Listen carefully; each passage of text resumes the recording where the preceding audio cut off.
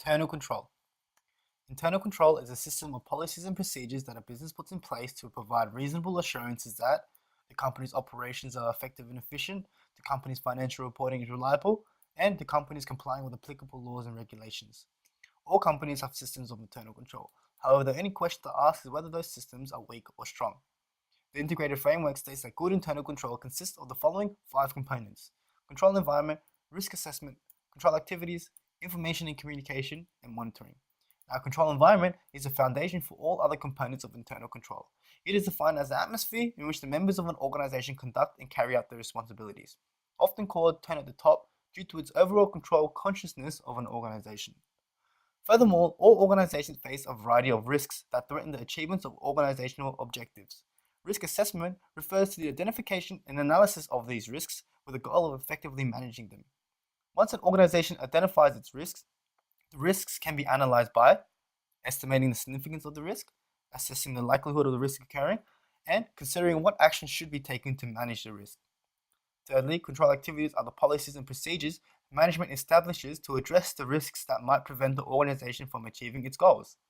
All organizations can be different. However, specific control activities generally fall into one of the several categories, such as establishing responsibility, maintaining adequate documentation, segregation of duties, physical security, and independent verification. Information and communication refers to the need for the open flow of relevant information throughout an organization.